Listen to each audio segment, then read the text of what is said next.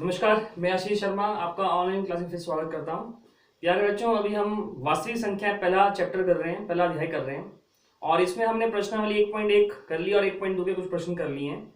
आज हम प्रश्नावली 1.2 के प्रश्न नंबर 5, 6 और 7 को देखेंगे। ये 7वां प्रश्न इस प्रश्नावली का आखिरी प्रश्न है। तो स्टार्ट करते हैं प्रश्न नंबर 5 से। तो देखिए बच्चों, प्रश्न नंबर 5 क्या है? जांच कीजिए कि क्या किसी प्राकृत संख्या n के लिए संख्या 6 की घात n अंक 0 पर समाप्त हो सकती है। ठीक है, मैं प्रश्न सारे पढ़ता हूं। प्रश्न नंबर 6 है, व्याख्या कीजिए कि 7 गुना 11 गुना 13 जमा 13 और 7 गुना 6 गुना 5 गुना 4 गुना 3 गुना 2 गुना 1 जमा 5 भाज्य संख्या क्यों है? ये दर्शाने की भाज्य क्यों है।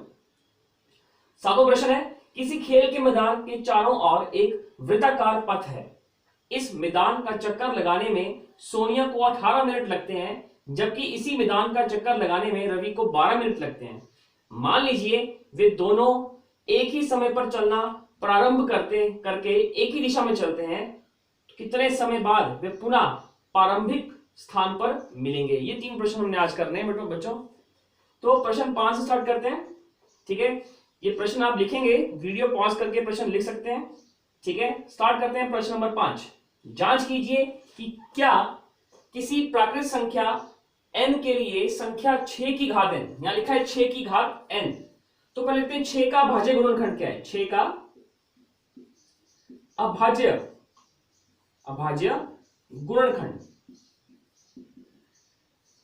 क्या होगा? 6 का अभाज्य गुणनखंड, तो 6 का मैं लिखते हैं 2 तिया 6, तो क्या आ गया 2 गुणा 3। पर यहां 6 नहीं है, 6 की घात कितनी है n, तो 6 की घात n का अभाज्य गुणनखंड ये कितना हो जाएगा? 2 की घात 3 तो रहेगा, क्योंकि यहां n लग गया, तो यहां पे क्या लग जाएगा? n। ठीक है, जबकि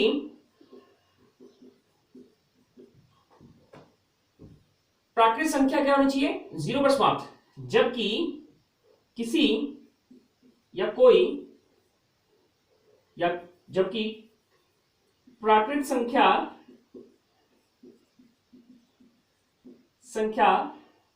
0 पर तब समाप्त होगी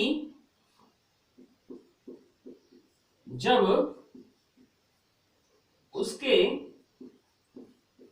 गुणनखंड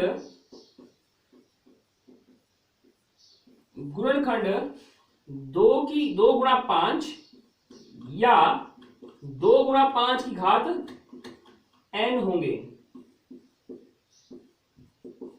ये लाइन समझिए, प्राकृत संख्या 0 पर तब समाप्त होगी। ठीक है, प्राकृत संख्या 0 पर तब समाप्त होगी जब उसके गुणनखंड 2 गुणा 5 या 2 गुणा 5 की घात n के होंगे। ये कैसे? समाप्त किस पे होना चाहिए? 0 पे होना चाहिए। तो जब 2 का पहाड़ा बोलते हैं, 2 के पहाड़े में 2 पंजे 10 आता है। ठीक है, 2 पंजे 10, तो 0 पे समाप्त हो रही है। फिर 2 के पहाड़े में 2 10 20 आता है, तो 0 पे समाप्त हो रही है। यदि 10 आया तो इसको मैं ऐसे लिखता है 2 पंजे 10 मतलब 20।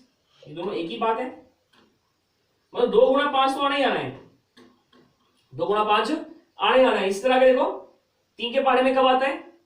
30 आता है, तो 3 गुणा 10 30, तो 10 कितना हुआ? 2 गुणा 5, तो अगेन इसमें 2 गुणा 5 आएगा। तो मतलब अगर जब 2 गुणा 5 होगा तो ही 2 गुणा 5 होगा किसी प्राकृत संख्या में के गुणनखंड में, किसी प्राकृत संख्या के गुणनखंड में यदि 2 गुणा 5 आएगा तो ही वो संख्या 0 पर समाप्त होती होगी। ये बात समझ आ रही है आपको? बड़ी इंपॉर्टेंट बात लिखी है मैंने कि यदि किसी प्राकृत संख्या के गुणनखंड में यदि 2 गुणा 5 आएगा तो ही वो प्राकृत संख्या 0 पर समाप्त हो रही होगी। तो प्यारे बच्चों, 6 में तो 2 गुणा 5 तो आ ही नहीं रहा है, सिर्फ 2 गुणा 3 आता है। क्या आता है 2 गुना 3। अतः हम ये कह सकते हैं कि अतः हम क्या कह सकते हैं, अतः 6 की घात n शून्य पर समाप्त नहीं होगी। तो आज अपने दिमाग में बिठा लेना कि कौन सी संख्या शून्य पर समाप्त होती है, जिसके गुणनखंड में क्या आ रहा हो 2 गुना 5 आ रहा हो। 2 गुना 5, अगर 2 गुना 5 आ रहा होगा तो ही वो संख्या शून्य पर क्या हो रही होगी, समाप्त हो रही होगी। ये बड़ा छोटा प्रश्न है, सिर्फ समझने वाला प्रश्न था, इसे आप अपनी कॉपी पे जरूर करेंगे। आगे चलते हैं प्रश्न नंबर 6। प्रश्न नंबर 6,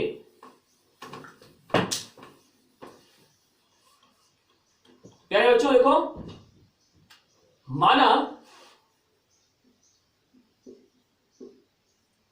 a बराबर है 7 गुना 11 गुना 13 जमा